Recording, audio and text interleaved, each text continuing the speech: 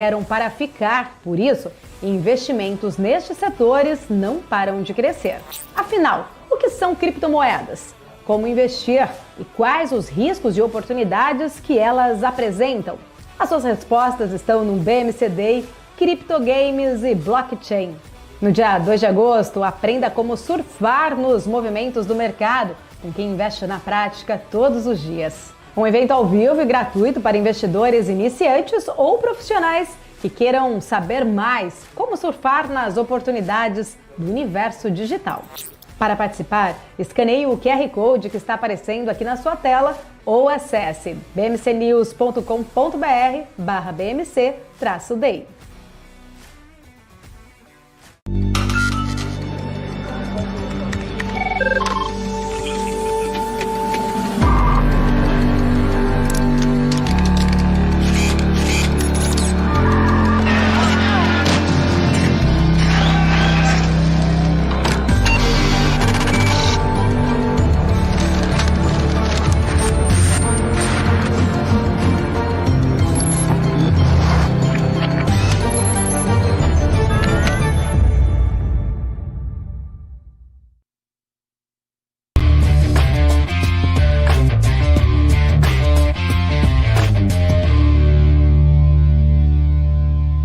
Fala pessoal, seja muito bem-vindo a mais um SaraCast, nosso podcast semanal aqui da BMC News, né, onde a gente bate um papo aqui muito informal, descontraído, né, falamos todas as verdades aqui, com grandes nomes do mercado, né, grandes gestores, analistas, estrategistas, e hoje a gente está aqui com talvez o principal assunto do momento no mundo, que são os investimentos internacionais. A gente está aqui com Guilherme Zanin, que é analista, estrategista, né? Que mais? Economista, piloto de patinete. Nas horas vagas. Nas horas vagas, né? E caminhando para um torneio de beach tennis também. Que me falaram. Daqui a pouco começa. me falaram aí. Mas muito obrigado, pessoal. Obrigado pela parceria de sempre. Lembrando que a gente vai deixar aqui na tela um QR Code. E a gente vai estar lá junto no dia 20 de agosto, né? Não só com o Zanin, com todo o time, mas também com um dos sócios fundadores. Roberto Lee vai estar lá no nosso evento, prestigiando lá uma palestra para falar sobre investimentos internacionais. Mas para você que está vendo aqui o podcast, já vai ter um pouco antecipado do que a gente vai ver lá, né? Mas lá a gente vai falar um pouquinho sobre estratégia, também um pouco do futuro da empresa, né? Dos investimentos internacionais, diversificação. Então, pessoal, se você não fez sua inscrição ainda, é só clicar aqui, deixar bater uma foto aqui desse QR Code, vai direto para o nosso site do evento e ir lá, por volta de meio-dia, vai ter uma palestra exclusiva do time da Avenue com o Roberto Lee, sócio fundador, talvez uma das figuras mais emblemáticas aí do momento, né? Não só pelo investimento internacional, mas pelo empreendedorismo, né? da história. Então, Zanin, eu queria aproveitar você aqui para a gente falar um pouquinho sobre investimento internacional, bolsa. Agora a gente está gravando esse podcast, a gente está naquele famoso clássico momento que a gente chama em inglês de earnings season, né? A temporada de balanços, né? Mas assim, eu queria primeiro pegar um pouco a experiência de você ou de vocês. Como é que o investidor brasileiro acessa o mercado americano no sentido assim, pô, eu vou falar a minha opinião, mas provavelmente a gente compra, né? O investidor quer investir naquelas empresas que ele conhece, né? Então, pô, vai lá, pô, Zanin, quero ser sócio da Disney, quero ser sócio da Apple, né? Então, me corrija se eu estiver errado, como é que funciona essa porta de entrada do investidor quando ele acessa a La Avenue? Quais são as primeiras ações que ele te liga e fala, pô, quero conhecer mais, me fala um pouquinho mais sobre essa empresa, falar um pouquinho da experiência, depois a gente vai falar sobre cenário, enfim, de estratégia, mas entender um pouquinho esse dia a dia do investidor brasileiro acessando o mercado internacional, né? Perfeito. Então, Saravalho, primeiro, obrigado pelo convite. Alex também, pô, um prazer estar aqui sempre com o BMC. Você, pô. Obrigado. É sempre muito bom aqui estar nesse bate-papo com gente de mercado financeiro. Eu tô até com a minha canequinha nova aqui, ó. A gente Essa vai aqui é exclusiva. Aproveitando. Mas assim, vamos lá. Primeira coisa, eu acho que de investimento no exterior, né? O que a gente viu no passado até 2015, 2016. Era algo dedicado apenas às pessoas mais ricas, né? Os mais afortunados. Por quê? Porque... Você sabe que aqui é podcast e isso é muito ruim em podcast, porque a gente vai intervindo quando a gente já para no meio do caminho, né? Uhum. Mas o que é muito rico lá atrás, por exemplo? O cara precisava ter $1 milhão para acessar o mercado internacional. O que era isso? Exato. Hoje em dia o Private Bank é mais ou menos $1 milhão de patrimônio. 1 milhão, 1,5 milhão, dependendo... De dólares, né? Exato. E vamos parar para pensar assim, até faz sentido como era assim. Por quê? Você tinha que abrir um cadastro nos Estados Unidos em inglês. Você então provavelmente tinha que saber inglês. Você tinha que ter um contador em inglês que soubesse legislação e investimentos nos Estados Unidos e soubesse fazer a contabilidade transformar no Brasil. Precisava de um advogado para confirmar se o cadastro estava tudo certo. Precisava de um broker lá, uma plataforma com um profissional lá que custava em dólar, custava muito caro. Então, imagina, todos esses custos acabavam ficando inviável para a pessoa física tradicional. Para a pessoa que quer investir apenas, por exemplo, $20. Não dá, não valia a pena. Você não conseguiria nem pagar a conversa com os caras que custava muito caro. Aí o que o Roberto Lee, o CEO e fundador da Avenue, teve a ideia? Olha, o que preciso fazer para que as pessoas possam investir lá fora? Eu preciso fazer um contrato que se chama W8, que é um contrato para você poder investir no exterior. Todo mundo pode. E aí acho que a primeira grande paradigma que a gente está quebrando é que investir no exterior, as pessoas lembram, quando fala, por exemplo, offshore, lembram o quê? Corrupção. Lembram, esse é dinheiro ilícito. Não, é totalmente legal.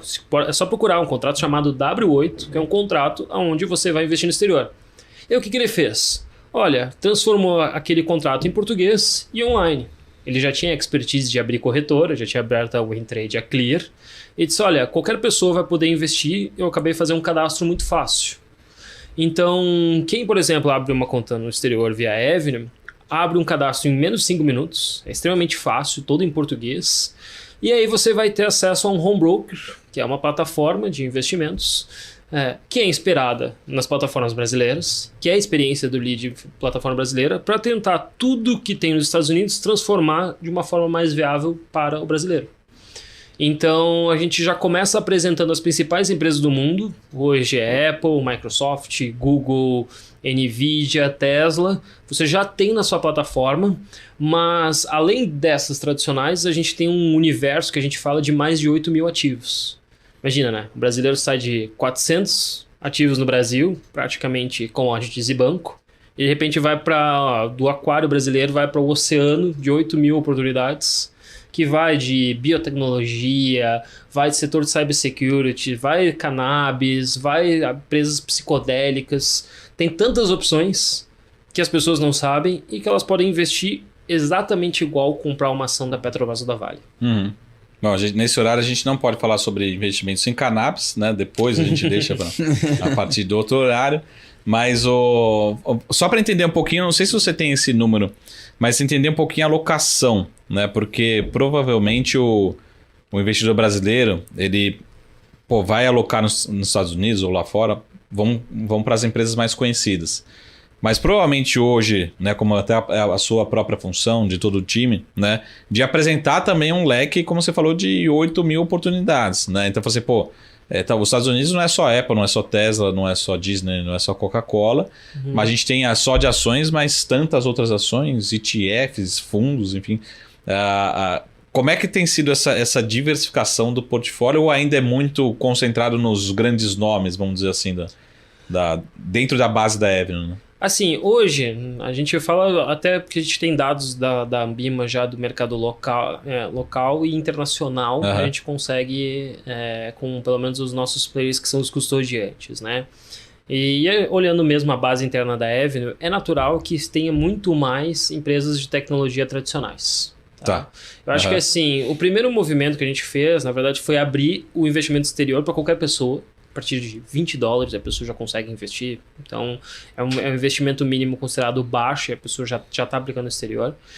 E isso não existia até 2017, 2018 no Brasil. Tecnologia não existia. A maioria das carteiras era Petrobras, Vale, Banco do Brasil, Itaú e Bradesco. E aí, o que a CVM fez? Ela decidiu liberar os BDRs, que são os de forma resumida, né? Os recibos, que não são exatamente você virar sócio, mas é uma forma indireta de você investir na empresa. Uhum. Só que assim, o que aconteceu nisso? A gente até fala, né? O que é ser disruptivo? Disruptivo não é você criar uma solução nova. Isso é você estar melhorando. Sim. Disruptivo é você fazer a principal instituição financeira mudar as regras. Que foi o que aconteceu com o BDRs. Porque o BDRs era um investimento apenas para R$300 mil, um investidor qualificado, e de repente todo mundo pôde começar a comprar. Só que desde aquela época a gente ainda tem muito esse legado de que as pessoas do Brasil elas ainda não se sentem confortáveis em investir em tecnologia aqui. Ainda preferem investimento tradicional. E quando lembra de investimento em tecnologia, lembra do exterior. Então, é predominante, assim, Google, Apple, Microsoft no nosso portfólio, bastante.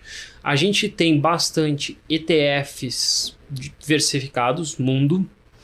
Então, VT, que é o que você aplica no exterior. E commodities metálicas, prata e ouro. Assim, as pessoas entendem que o quão importante é você ter esse produto. E a gente vê uma demanda, assim, principalmente em momentos de aversão a risco, assim, bom, eu quero ter ouro, mas eu quero ter ouro em dólar, né? Não em real. Deve ter um monte daqueles Apple maníacos, né? Que o cara tem o celular, tem um iPad, tem uma televisão e tem também uma ação, né? Também quer comprar ação também, né? Não, eu gosto até de falar, né? As pessoas dizem assim, vamos tentar comprar produtos tangíveis, produtos do nosso dia a dia. E o pessoal, não, investir no exterior para mim não é tangível. Mas, cara, olha só, vale para ti é tangível? Não é. Vale, ninguém aqui no dia a dia utiliza Vale. Itaú, Banco do Brasil, talvez. Provavelmente seria o seu banco, se não uma fintech que está listada lá fora. Mas assim, eu te garanto que provavelmente tu usa o dia inteiro um celular, um iPhone, um Android, provavelmente faz pesquisa no Google, num computador da Microsoft, usa um tênis da Nike, toma um café da Starbucks, usa o Spotify, aplicativo Facebook, Snapchat. Então assim, no seu dia a dia, hoje em dia é muito mais internacional. As pessoas, as ações que tu convive, que tu utiliza, que provavelmente gasta, Netflix, por exemplo, tá lá fora. Então eu acho que a gente tem que... O principal nosso trabalho hoje na Avenue, e acho que para o mercado financeiro brasileiro, é entender essa mística de sair do home bias, do viés comportamental de comprar apenas em casa e realmente comprar coisas do mundo inteiro que a gente também é consumidor. Uhum. Agora eu vou fazer uma última pergunta, depois a gente começa a entrar no cenário, enfim. Mas uma última pergunta. Essa pergunta ela pode ser ou a sua promoção ou a sua demissão. Então, aqui não tem cortes, né? Mas a gente está acompanhando muito, né? Principalmente a gente aqui, eu digo nós, analistas, né? O pessoal de conteúdo, jornalismo. Mas o sucesso da Avenue, né? O sucesso da Avenue em todos os sentidos, até depois da transação recente, né? Mas por que a gente não teve o mesmo sucesso nas BDRs? Né? Então, BDR a gente teve todo uma propaganda, enfim, pelo menos, né, o Alex pode dizer melhor do que eu, assim, mas dos clientes que a gente conversa aqui, acho que tem muito pouca gente assim que opera realmente BDR no dia a dia, e ao mesmo tempo, todo dia tem gente que fala, pô, eu quero investir lá fora, vou abrir conta na Avenue e tal. Por que essa discrepância? Porque pelo menos deveria ser algo, pelo menos na mesma direção, né? Mas eu vejo um movimento assim, assim, muito pouco ouvi falar. Talvez seja senso de pertencimento, talvez.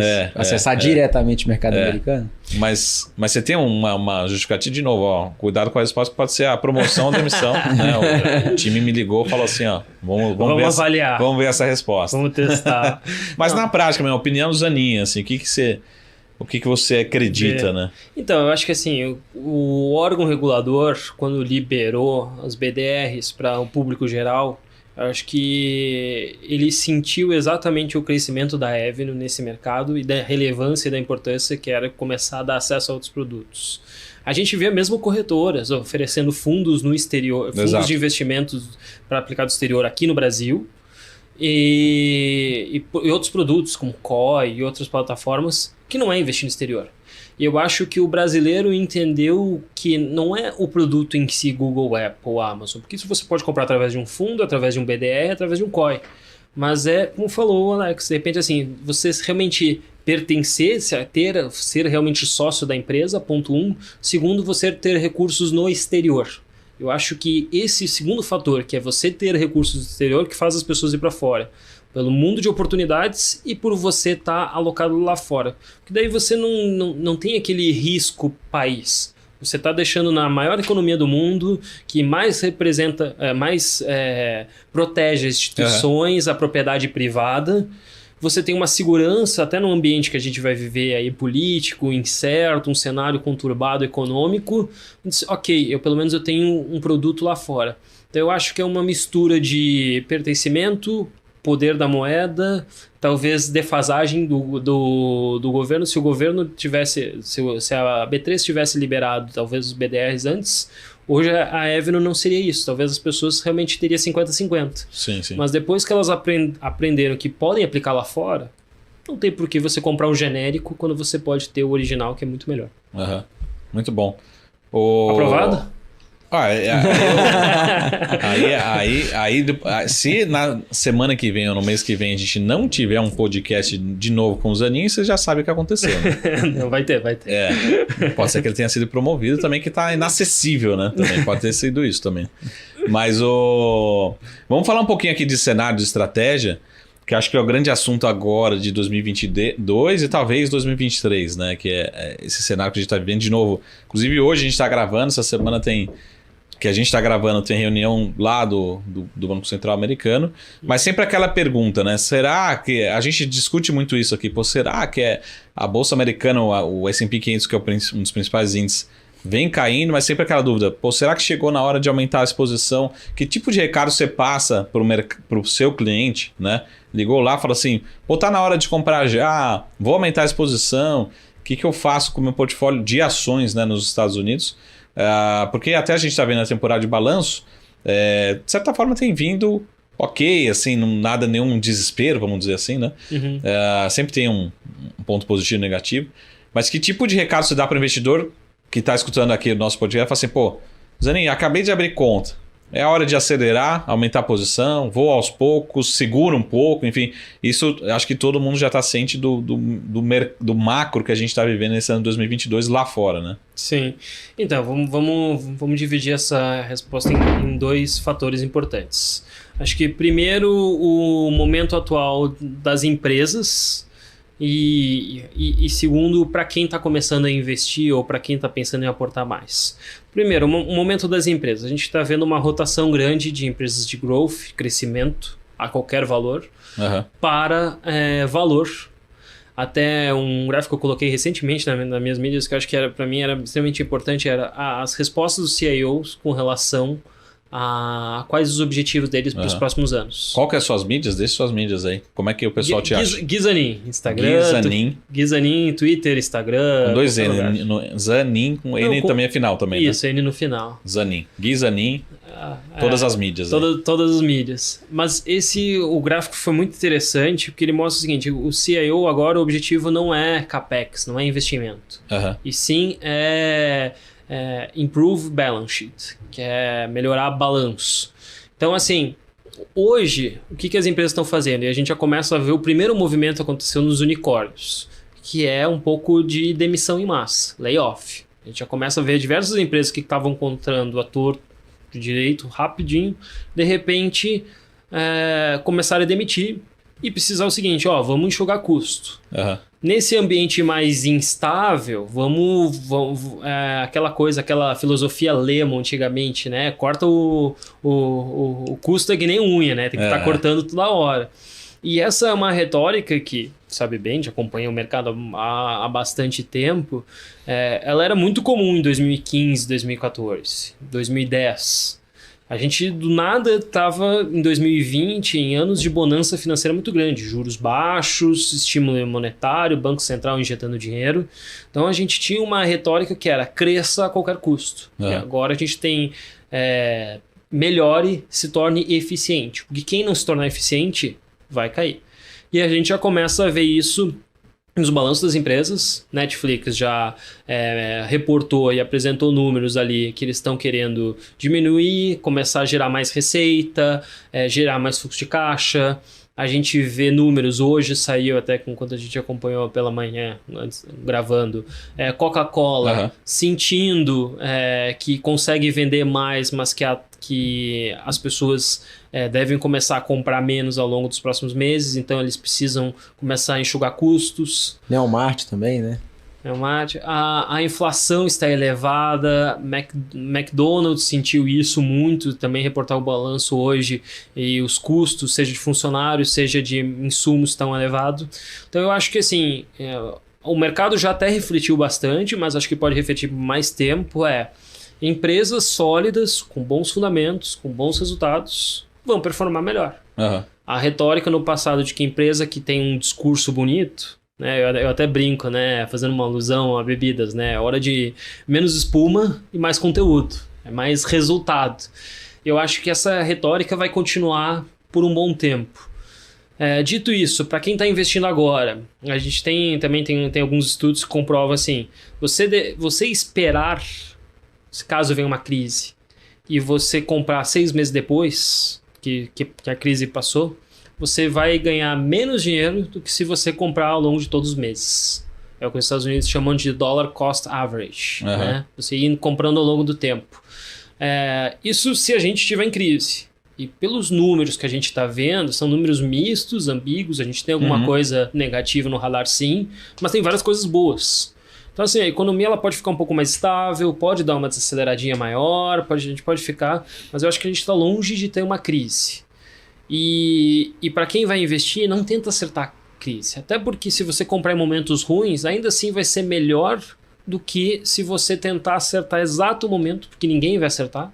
E mesmo quem diz que acerta, ainda assim acaba ou vendendo antes ou não aproveitando as grandes oportunidades. Pô, o cara acabou com a minha última pergunta do podcast, que era falar quanto que ia estar o dólar no final do ano. Né? Acabou com a última pergunta. Mas aqui no Brasil, Zanin, fazer um paralelo, né? Sempre quando tem crise no mercado de ações, vou pegar só o portfólio de ações, tá? Uhum. Os investidores, eles correm para aqui no Brasil que a gente chama de, em inglês, né? De utilities, né? Ou seja, empresas de utilidades públicas, de energia, enfim, principalmente energia. São empresas mais previsíveis, né? Que já têm uma fase de maturação, não dependem tanto da economia. Mas lá nos Estados Unidos, que tipo de empresa que o investidor ele procura nesse momento de maior incerteza? Porque você fala assim, a Netflix. Netflix tá nessa de ganhar e perder assinantes, né? A Coca-Cola, você não sabe se vai tomar Coca-Cola ou uma Dolly aqui no Brasil, né? Você fala, esse final de semana não vai dar Coca, vamos de Dolly mesmo. Uhum. Acabei de perder um patrocinador, né? Então, essa é a pergunta, assim, o que os investidores procuram ou fazer esse balanceamento para pelo menos reduzir um pouco essa volatilidade, como você falou, essa rotação do setor, para tentar buscar uma certa forma previsibilidade, alguma renda, enfim, nesse sentido, que é o que acontece muito aqui no Brasil, acho que o investidor já conhece bem, mas que tipo de empresa alocar lá que talvez sejam empresas menos conhecidas, vamos dizer assim, né, dos brasileiros, né? Perfeito. Assim, esse eu também vou dividir entre setores e algumas companhias, tá? Setores, normal, que a gente falou, utilities, é algo também previsível nos Estados Unidos, é algo que tem resultados, aonde, até se a gente parar para pensar, outro dia a gente estava fazendo um comparativo de valuation, né, na NextEra Energy, que é a maior produtora de energia dos Estados Unidos, tem principalmente na região lá de Nova York, e eles também têm diversas empresas de energia que são energias renováveis, então energia solar e energia eólica. Então eu acho que esse é o primeiro ponto que é mais relevante. Ela tem uma cadeia bem diversificada. Mesmo assim, no momento atual, ela negocia a 30, 33 vezes PI. Enquanto o Google, que cresce a 40% ao ano em média, provavelmente hoje à noite até vai apresentar resultado, deve crescer bem menos, deve ter uma redução ali, mas ainda assim vai crescer 20, 10%, assim, num dos piores momentos, está negociando a 20 vezes PI. Quando o Nexera, que cresce a 2% ao ano, negocia 30%. Então, assim, o que a gente já viu no mercado? O mercado já deu uma boa precificada, já teve essa rotação para setores mais protegidos. Porque, uma empresa que cresce mais, que é gigantesca, que tem um caixa gigantesco, tá valendo menos, tudo bem que a gente está comparando maçãs e peras, bananas, é diferente. Sim. Mas ainda assim, talvez esse múltiplo mostre que as pessoas buscaram, sim, um setor como utilities. Petróleo, também. O petróleo subiu, os preços aumentaram, as margens melhoraram e os estoques estão baixos. Então foi o petróleo em 2022 até meio do ano, foi a maior performance. E acho que em termos de empresas é bem legal. A gente tem diversas empresas que as pessoas não sabem aqui, por exemplo, no Brasil, nos Estados Unidos, mas que tem alguns benefícios. Então, por exemplo, empresas que não tem nenhuma dívida, tá? Facebook não tem dívida. Então, assim, o juro subiu, o mercado está difícil, tudo bem, mas ela não tem dívida. Ela tem caixa e não tem dívida. No pior dos casos, ela vai ganhar menos, mas vai ganhar. Uhum. Então, é um exemplo interessante. Microsoft e Nike, duas empresas que nunca deram prejuízo líquido.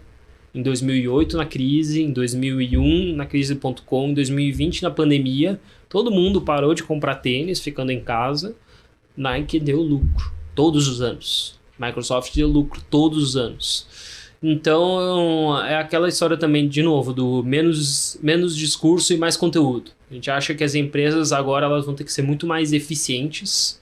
E para o investidor, e isso é bem importante, é um trabalho que eu sei que vocês também fazem, que é muito legal, ele vai ter que fazer mais a escolha, né? Fazer o stock picking. Sim. Porque assim, antes tudo subia de forma massificada. Era fácil ganhar dinheiro, porque tudo subia.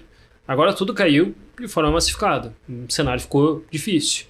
Agora a gente vai separar o joio do trigo e vai começar a dizer o seguinte, essas empresas aqui vão sobreviver na próxima década e essas empresas aqui provavelmente vão falir.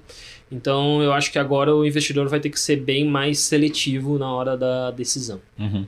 E só uma última pergunta, depois passo para o Alex aqui, mas essa aqui é a polêmica da rodada, né?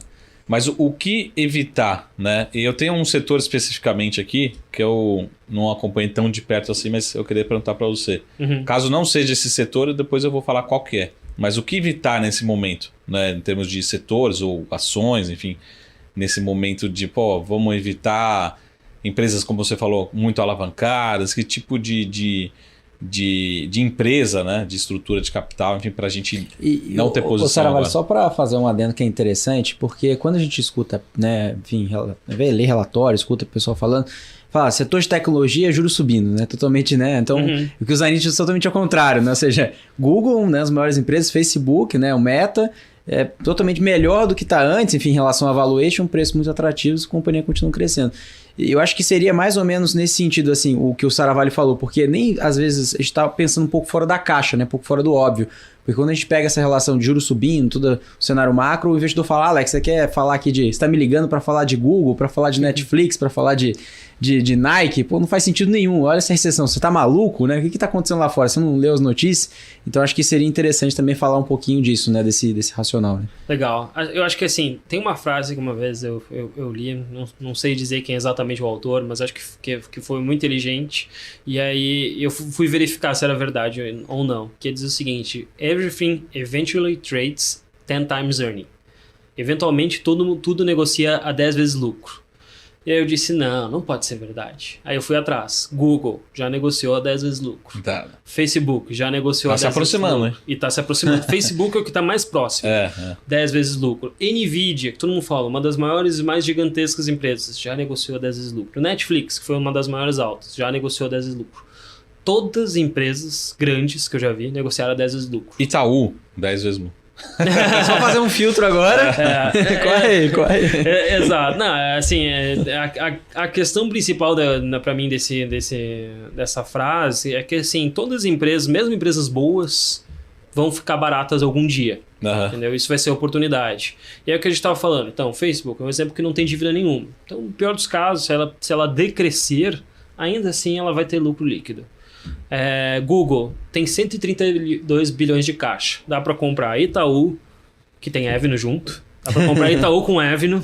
Dá para comprar Bradesco. Dá para comprar Petrobras. Dá para comprar Vale. E ainda sobra dinheiro para fazer algumas festas ali, algumas comemorações. Então, assim, só de caixa. Ou pode escolher essas todas essas empresas ou a BMC também, né? Também. Pode ser. Aí vai ser uma escolha deles, né?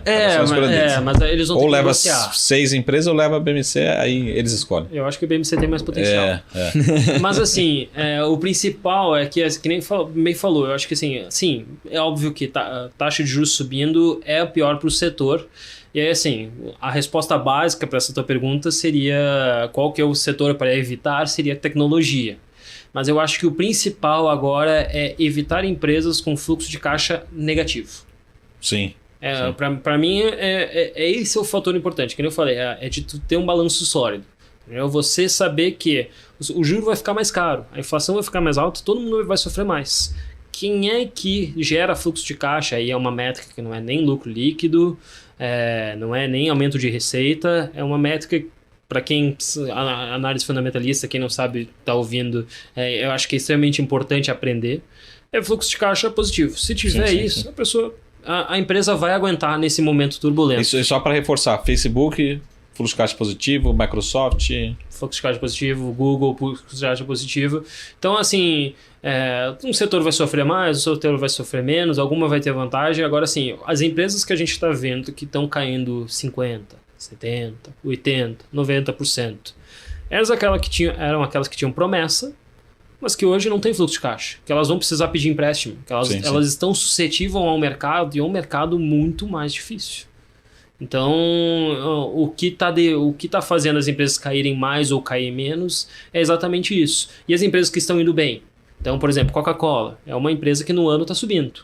Entendeu? Quando está todo mundo caindo, ela está subindo. Berkshire está subindo. O que ela tem? Estabilidade, fluxo de caixa, garantia. Então, a gente acha que esse é o principal ponto. Você conhece a VEG daqui do Brasil? Falar, sim, já conheço. Qual que é a VEG americana, hein? Seria a Coca-Cola? Seria, hein? Essa é a pergunta do podcast, hein? Qual que é a VEG americana? Aquela empresa pra você investir durante 10 anos, sabe? Caiu 5%, vou comprar mais. Subiu 20%, vou comprar mais, né? Sim. Então, eu acho que assim... Eu vou ser um pouco polêmico entrar nesse assunto de vocês, que vocês sabem mais que eu, admito que eu não acompanho mais Brasil, mas isso é uma coisa que vocês já devem ter reparado, né? As ações do momento, a retórica. Sim. Quero a minha última pergunta da polêmica. Né? Do setor para evitar. Não. A ideia é a seguinte, tipo, ações do momento no sentido de o quê? Não lembro que no passado o pessoal amava a Natura. Sim. Assim, Ultrapar. Quem não tem Natura é louco. Quem não tem Ultrapar é louco. Cielo. Cielo 50% de lucro. Não tô nem aí. Tô nem aí, vou comprar. É a melhor empresa que existe. Depois Itaúsa, Ultrapar, veio Magalu. E hoje tem VEG. Assim, não sou um expert em VEG, não sei o que é VEG, mas assim, o que eu, pelo menos um pouco da experiência que eu tenho é que uma hora vai mudar para alguma outra empresa que todo mundo vai dizer que sempre é a principal. Então, nesse sentido, eu acho que nos Estados Unidos, em termos de... Tô pensando aqui. Acho que as principais em termos de garantia, e que foram, por exemplo, General Electric. Então, é uma empresa que poderia ser a VEG dos Estados Unidos, só que ela perdeu muito espaço. Ela apanhou num setores aí, né, na história, né? Ela deu umas erradas de mão. Ela deu umas erradas de mão, então assim... Mas agora tá bem, né? Eu acho que isso que é interessante, Sara, no sentido, a gente até fez um estudo bem legal que é o seguinte, pega a Bolsa Brasileira em 2001. Quem que eram os principais ativos? Telemar, não existe mais, Petrobras, não sei do que você tá falando. Não conheço, não. Telemar não conheço. Petrobras, Vale, Itaú. Passa 20 anos depois, 2021, quais são as maiores empresas? Petrobras, Vale, Itaú. As mesmas empresas. Nos Estados Unidos, AT&T já foi a maior empresa dos Estados Unidos, telecomunicação. As receitas vêm definhando. Uma empresa que, infelizmente, por mais que seja um setor protegido, conservador, não consegue. General Electric já foi a maior empresa, definhando. ExxonMobil, petróleo, já foi a maior empresa, decaindo. E aí, isso que é legal nos Estados Unidos, ver como tem essa dinâmica. Hoje, o que domina o mundo e que todo mundo necessita é tecnologia. E quais são as principais empresas do índice? Tecnologia. Se daqui a um ano, sei lá, daqui a pouco começar a virar cybersecurity, começar a virar genoma, biotecnologia. Sim. Provavelmente o índice vai mudar para aquilo. Entende? Enquanto no Brasil vai ficar naquelas mesmas coisas que a gente sempre sabe fazer, que vai precisar provavelmente bancos e commodities no futuro também, mas que não tem tanto crescimento. Então eu acho que essa que é a principal diferença. Eu pensaria lá, beleza, GE, mas assim, eu também acho que a VEG aqui não vai ficar muito mais tempo como a grande querida do mercado, e daqui a pouco vai mudar para alguma outra coisa. A minha projeção era que o Itaú ele estava perdendo espaço no índice. Projeção de 10 anos para frente, né? Uhum. Aí comprou a Avenue, agora volta, né, a ganhar agora que eu volto a ganhar market share, claro. Mas a minha provocação é o seguinte, em termos de, como eu falei, moda e talvez para evitar, mas acho que aqui no Brasil a gente tem tudo muito novo. É um assunto novo. Uhum. Mas há uns 3, 4 anos atrás veio aquela onda do movimento aí da indústria da maconha, né? Vamos direto ao ponto, né? Uhum. E a gente está vendo, pelo menos assim, de uma forma homogênea, que pelo menos não tem trazido retorno para os investidores, né? Se você puder conseguir atualizar e até passar um recado aqui no lado de education, né? Como o investidor evitar isso, enfim, se aprofundar, enfim... pegando esse caso, porque de novo também daqui a pouco vai surgir uma nova moda, né? Não vai ser maconha, vai ser um semicondutor, vai ser urânio, enfim, toda hora aparece uma moda nova, aí ligam aqui pra gente, eu mando para o Zanin, responde essa pergunta aqui que é do Brasil para fora, né? Já não é mais nossa legislação. Não, eu acho que assim, que nem tu falou, a moda sempre vai ter, e é normal, e é importante a gente entender as principais fontes que motivam esse mercado. Eu até brinco, assim, as duas empresas, os dois primeiros ativos que eu comprei na Avenue, logo que eu abri conta antes de começar a trabalhar, depois o Will, que conhece, me chamou para fazer parte do time lá. E aí, as duas empresas que eu comprei, na época, a Ferrari, que eu particularmente sou fã e fazendo full disclosure, tem só interromper, quero perguntar, quantas vezes você fala assim, e aí, você vem trabalhar aqui na Avenue? Aí você respondeu, I will. Você respondeu? Você respondeu alguma? Nunca. O que é isso? Tem que usar essa daí, pô. Vou usar. Vou falar pra ele. E aí, você vai fazer reunião? Mas eu gostei dessa. Eu tô pensando como é que dá pra usar várias. Não sei, de novo, é aquela famosa promoção ou demissão, né? Tem que tomar cuidado aonde usar, né? Mas assim, a primeira que eu comprei Ferrari na época, sendo que o IPO dela foi a $40, eu comprei a 120 achando que tava caro, tava multiplicando por 3, eu tava comprando 3 vezes mais caro. E o ETF MJ, que é o ETF de cannabis. Achando que, esse mercado tem um baita potencial, grandes oportunidades, realmente as coisas podem melhorar bastante. Dito isso, passa a janela 2, 3 anos. Ferrari hoje, mais de 180, 190. O ETF de marihuana lá embaixo. Então aquela coisa, primeiro, a diversificação é importante, você ter uma diversificação, porque por mais que você acredite que o negócio vai dar certo, pode ser que não dê. E para falar desse setor, eu acho que teve um insight que para mim foi muito interessante, pensando, que é o seguinte, que é uma commodity, né? Então, a cannabis é um produto que é produzido. Só que pensa assim, cannabis é um produto que é produzido no México, tem até a série Narcos México, e é produzido no Canadá, no extremo calor e no extremo frio. Entendeu? A planta demora para crescer entre aproximadamente 1 a 2 semanas. Tá? Isso foram coisas que eu fui aprendendo ao longo do tempo, estudando cada vez mais o setor. Então, respondendo a tua pergunta, como fazer? Estudar. Quando eu comprei, eu não sabia disso. E aí, o que eu cheguei à conclusão? Cara, é uma planta que é extremamente fácil de produzir em qualquer lugar do mundo. Barreira de no entrada... frio, no calor. Barreira de entrada baixíssima. Produção rápida. Não tem sazonalidade. Tu pode produzir em janeiro, fevereiro, março, abril, maio. E aí, o que aconteceu? Como ela é fácil, se inundou o mercado. Entendeu? E aí o Canadá produziu muito, as outras praças produziram, e a legislação e as liberações do governo não veio no mesmo ritmo. E o que eu desconfio hoje é que mesmo que venha, mesmo que daqui a pouco todos os governos decidam liberar, ainda assim não sei se vai ter demanda suficiente para a produção que foi tão forte, que foi tão criada, que foi naquele boom. E aí, o que hoje a gente vê? Assim, a onda do momento caiu, diversas empresas caíram 80%, 90%, não são geradoras de fluxo de caixa, não tem uma estabilidade, um mercado que, apesar de não ser tão competitivo, tem o mercado tráfego, que é competição na veia. Então, assim, me preocupa os termos de crescimento. Eu gosto do setor, eu entendo que é legal, que tem um potencial, mas eu não... Para mim, ele me lembra muito outras empresas de commodity. Sim. Petrobras, Vale... Mas mesmo assim, eu acho que um dos lances que a gente está vendo esse ano 2022 é que, pelo menos do lado de commodities, petróleo, a gente não tem essa facilidade de oferta, né? Acho que é o grande diferencial. Por exemplo, você não acha um pré-sal da noite pro dia, provavelmente não vai achar, né? Uma mina da Vale também não tem em qualquer lugar do mundo, né? Então, enquanto o cannabis tem um moleque na sua varanda, pode fazer um produto, entendeu? Você cria um ambiente... O ambiente.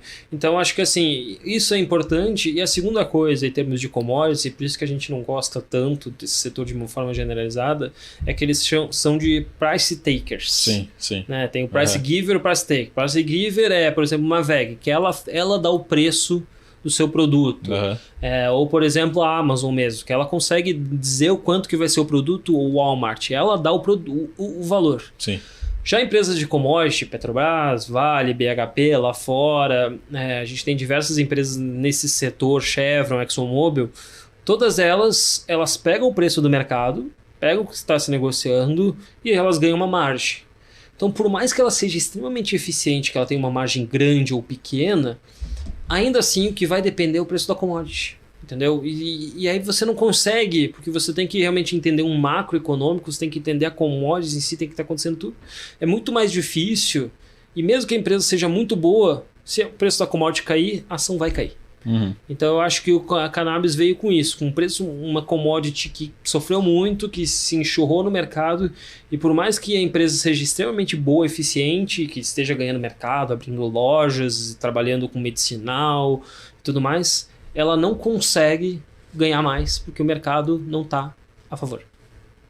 E acho que tem outro lance também, porque eu tô pensando o seguinte, acho que o recado dessa podcast hoje é o seguinte, foi minha conclusão, ver se eu interpretei errado aqui, né? Você tem dois vícios, né? Tem o carro e tem a maconha, né? Entre os dois, escolha o carro, né? Porque tá se valorizando pelo menos, né? Porque a maconha tem toda a sazonalidade, barreira de entrada, né? Muito baixa. Aqui o carro não, né? Então, e o carro talvez pegue uma geração mais constante, assim, né? A população tende a ir envelhecendo, ficando mais rica, vamos dizer assim, ao longo da sua vida. Aí você vai deixando um pouco a maconha e vai escolhendo um pouco mais o carro, né? Talvez seja um bom cash call aí para aposentadoria, né? Uma boa analogia. Eu acho que, assim, tem um setor que é legal, que a gente ainda vai falar, e que ainda ninguém está falando, que é o setor de psicodélicos, que é drogas psicodélicas. Mas isso é diferente, né? Totalmente industrializado, no sentido assim é o que eu entendo, assim, é diferente de como a gente viu aqui no caso da indústria da maconha, que parece algo muito mais... sem barreira de entrada, assim, muito mais fácil de comercializar, de você montar uma empresa do que uma indústria, né? Bioquímica, né? Não, eu concordo. Com certeza tem essa questão. Psicodélicos é assim, o que o pessoal lembra, né? A velha frase do LSD. Só que assim como a cannabis tem benefícios no organismo, para várias pessoas, e tem vários remédios que são realmente bons para as pessoas, só que a gente tem, infelizmente, aquele estigma. Psicodélicos também, tem vários benefícios. Tem pessoas, por exemplo, que têm dificuldade de sono. E que se tu utilizar na quantidade necessária, aquilo pode ser bom. Um dos maiores males do século XXI é depressão. Psicodélicos é umas drogas que conseguem fazer com que as pessoas menos sofram disso. Então eu acho que esse é um setor que vai acontecer que nem a cannabis, que vai, assim, bombar. Só que o que vai acontecer? Ele deriva de uma commodity, principalmente, que é o cogumelo. O cogumelo também é extremamente fácil de produzir, entendeu? A gente já tem diversas empresas bioquímica grande, Merck, Pfizer, etc. Então, assim, tem algumas empresas que estão despontando nisso, que já estão fazendo, tem algumas ações disso que já estão indo nisso. Só que, de novo, elas não são fluxo de caixa positivo, são promessas. Um dia, eu acho que, sei lá, nos próximos 1, 2 anos, alguém vai chegar e dizer, pô, esse aqui é um grande setor. De repente as empresas vão bombar. E aí vai acontecer de novo. Vai ser uma baita produção, vai todo mundo dizer que esse é o grande investimento, porque saúde mental é um dos maiores males, porque muita gente vai ter que começar a trabalhar, vai ter vários remédios e tudo mais, a gente tem que acabar com esse estigma. E de repente o setor bomba, todo mundo vai comprar dizendo, pô, isso aqui vale a pena. E aí de repente vai entender como é que funciona a commodity e o preço vai cair. Então eu acho que não adianta, é o conhecimento que vocês geram com o conteúdo de vocês, é as pessoas buscando aprender mais, é não investir puramente numa ação só porque acha. Eu até gosto de fazer analogia, né? Se você vai abrir, por exemplo, uma franquia da Subway, vai gastar R$1 milhão para fazer, você vai pesquisar o ponto, você vai pesquisar onde que é, você vai pesquisar quem vão ser os consumidores, como fazer propaganda, e você vai ter uma diligência muito grande. A mesma coisa tinha que ser feito com ações. As pessoas tinham que pegar e parar um tempo, analisar e pensar para tomar decisão. E ainda assim vão errar. Até nós, analistas, às vezes erramos ou não encontramos o negócio. E aí é importante ter a diversificação, fazer uma boa análise e ter uma boa diversificação. Exato. Muito bom. Só para interromper, desculpa aqui, mas eu estou procurando aqui. Mas inclusive tem uma série. Acho que a gente pode fazer propaganda também, porque a gente pode conseguir propaganda no Netflix se tiver a série. Então. É uma série justamente sobre a mente, falando um pouquinho. Acho que o primeiro episódio é sobre LSD também. Eu acho que vale a pena para a gente colocar na pauta aí. Até uma forma de medir se as ações vão subir é se está tendo audiência aqui na série, né? Audiência na série. Um exemplo quem faz isso é a própria Netflix, né? Assim, nós analistas, a gente procura aquelas métricas mais tradicional. PI, fluxo de caixa, EBITDA, toda aquela história, né? E a Netflix, eu gosto de ver os balanços deles porque eles sempre mostram umas métricas diferentes. Eu acho que eles forçam um pouco a barra para eles, é normal, né? Porque esse é o trabalho deles, eles estão querendo. Mas eles têm umas métricas interessantes. Uma delas, por exemplo, foi a quantidade de pessoas que viram Strange Things, a série, no Google, comparado, por exemplo, com o filme Top Gun Maverick. E aí tu nota que muito mais pessoas viram Strange Things e foi muito mais relevante para o Twitter do que o filme. Então isso, assim, tem um valor intangível que pode ser grande, pode ser pequeno. Aí cabe da pessoa ver se realmente tem um valor. Mas eu gostei dessa métrica para exatamente ver isso. Eu acompanho quanto que o pessoal está falando de psicadélicos e de cannabis.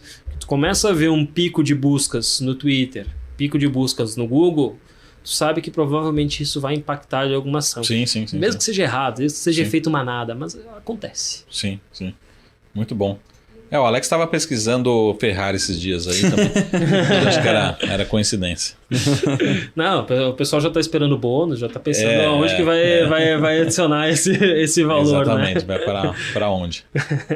Mas Zeni, só uma última pergunta, que muita gente, principalmente agora no momento de Bolsa Brasil, começa a correr para renda fixa, etc. Mas duas classes de ativos. Alex, eu sou investidor de ações aqui no Brasil, lá fora.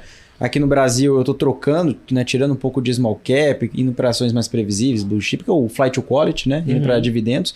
Lá fora, duas perguntas. Aqui, olhando para fundos imobiliários, aqui no Brasil, a gente vê uma classe que tiveram vários fundos imobiliários, Fiagro, ainda é muito incipiente, mas tem crescido, tanto em volume quanto em investidores, continua crescendo, é um produto que tem dado muito certo nos últimos anos, e lá fora a gente sabe, né, que tem os REITs aí que tem de tudo, né, muito grande. Como que funciona assim, essas duas classes de ativos lá fora, e como que o investidor aqui no Brasil, você acredita que a penetração de fundos imobiliários que nós temos aqui lá fora ainda, de brasileiros, ainda é muito pequena, e também de ações de dividendos? Se tem gente procurando ações de dividendos também lá fora, ou se é mais aqui no Brasil, que aqui no Brasil é muito forte, né? Muita gente compra ações de dividendos também dentro da carteira de ações, né? Além dessa de tecnologia que você falou no começo. Perfeito. Assim, Alex, até para te explicar, a gente tem umas estatísticas dentro da Avenue, né? De que o pessoal mais acessa. Tem, por exemplo, o nosso relatório que é o Seleção Avenue, que seria similar à carteira recomendada. O que mais se acessa é carteira de dividendos, renda fixa, carteira de dividendos e REITs, que são os fundos imobiliários americanos, né? Ou, no caso, os fundos imobiliários brasileiros que se inspiraram nos americanos. Sim, essa é uma classe extremamente defendida. Até a gente tem uma estatística também, dentre aquelas empresas que tu tinha perguntado, né? Quais que são as que têm mais exposição na carteira dos investidores. A gente vê principalmente as Big Techs, mas praticamente toda a carteira de investidor brasileiro lá fora tem um REIT, né, que é um fundo imobiliário de lá. Se não me engano, era 60%, 70%. Era um número assim, acima de 50% das pessoas, pelo menos, tinham uma empresa tech e um REIT. Então, é uma classe que o brasileiro gosta muito, essa geração de caixa, eu acho que é extremamente importante, ainda mais no momento que a gente está vivendo. E aí, a grande vantagem dos REITs, de novo, é tu ter um mundo de oportunidades. Aqui no Brasil vai para shoppings, galpões e prédios comerciais. Lá fora a gente tem data center, lá fora a gente tem cemitério, tem presídio. E aí até gosto de fazer uma analogia, assim, se de repente a gente começa a entrar numa crise. Uma crise geralmente tem pessoas roubando mais, infelizmente. Se tem mais pessoas roubando, provavelmente mais pessoas vão ir para a cadeia, pelo menos nos Estados Unidos. Né? E aí a cadeia ganha mais dinheiro, entendeu? Então é quase uma empresa com correlação negativa com a economia, o que é bom para um investidor. Então tem REITs de cannabis que puramente dão dinheiro para as empresas produzir cannabis. Então você pode se expor de uma forma indireta e ganhar dividendos. Eu acho que essa é uma classe extremamente relevante. Lá fora, para ter uma ideia, né, a gente tem mais de 200 REITs, vários deles fazem parte do S&P500. O Warren Buffett tem um REIT na carteira dele também. Então, assim, o investidor tem que conhecer, a gente poderia ficar mais um podcast inteiro conversando só sobre essa classe de ativos, que é muito grande, tem muitas vantagens, mas o principal é você ser sócio do mercado imobiliário. Se você sonha em ter um imóvel no Brasil e tem estabilidade, saiba que o mercado americano é ainda mais. Tem esse grande benefício de você ter, e lá se respeita muito a propriedade privada, as instituições. Então você é sócio de lá de uma empresa, você tem um REIT, você sabe que eles vão fazer de tudo para que aquele imóvel, para que aquela renda seja gerada e que você ganhe os seus dividendos. Então eu acho que é extremamente relevante e a gente vê cada vez mais as pessoas procurando isso. Muito bom. Só para a gente terminar, 1 minuto menos, né? 10 segundos você tem para responder. A gente está em... Se me deixa falar, ferrou. Não, a pergunta é sim ou não só. A gente está em torno aí de uns 4 mil pontos, né, no S&P 500, né? Daqui até o final do ano, sobe ou cai o S&P 500? Sobe. É isso aí. Era essa a pergunta. Posso desenvolver um pouquinho só? Vai, mais outros 30 segundos para... Outros 30 segundos, que nem debate eleitoral. Né? Não, acho que assim... A gente teve uma das maiores quedas da história. Se a gente pegar as maiores quedas em 1972, isso é muito legal, os Estados Unidos tem muita estatística, né? Por um primeiro semestre foi uma das 4 maiores quedas da história da Bolsa Americana. E aí, nesse sentido, a gente viu que nos 6 meses seguintes recuperou, pelo menos uma parte. Assim, não tudo, mas pelo menos uma parte recuperou. Sazonalmente, outubro, novembro, dezembro são meses mais fortes. É um trimestre que as empresas acabam vendendo mais. Então, assim, para quem está pensando, de repente agora vale comprar ou não vale comprar, eu acho assim, estatisticamente deveria voltar, ponto. Agora, a preocupação é para uma janela de 2, 3 anos. Curto prazo, cara, a minha preocupação é longo prazo. Eu pretendo estar investido daqui a 5, 10 anos. Que aí esse cenário mais inflacionário, esse aumento de juros, isso que me preocupa. Escolher boas empresas nesse momento de dificuldade. Curto prazo, vai subir um pouquinho, beleza, vai dar uma recuperada, mas e aí? Entendeu? Eu quero saber depois se vai fazer, e é isso que eu tenho mais dúvida. Na dúvida, vamos... Como a gente falou lá no comecinho, back to basics, né? Vamos, geração de caixa, né? Empresa sólida, barreira entrada, saudável. Exato, e comprando toda hora aos poucos, porque por mais que a gente acerte ou erre, faça uma boa análise ou não, o mais importante é aquela frase, né? Timing the market, not timing the market. Com certeza. É isso aí, Zanin, muito obrigado. Lembrando, o time da Avenue vai estar lá no nosso evento, dia 20 de agosto aqui. O QR Code para você acessar, garantir sua vaga está na tela.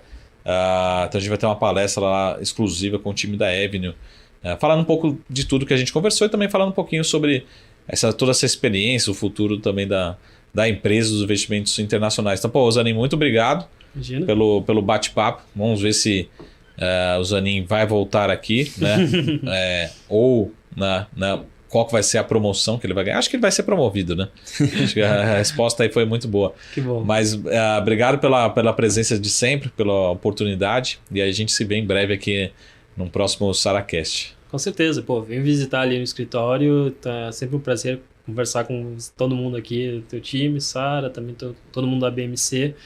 Vamos crescendo junto, que acho que conhecimento e agregar para as pessoas, isso tem um valor enorme e nós dois juntos estamos fazendo, todo mundo aqui, e os investidores estão vendo isso. Com certeza. Tem muito espaço ainda, como a gente diz, né? Aquela frase básica, né? O Brasil representa 1% dos investimentos, né? A gente precisa conhecer os outros 99% aí, né? Então, precisamos voltar aqui mais vezes. Né? Show, concordo. Obrigado, Zanin. Obrigado a todos Obrigado, Zanin. da Avenue. Obrigado. E a gente se vê em breve aqui no próximo SaraCast, toda semana aqui na BMC News. Uma ótima tarde. Até mais. Tchau.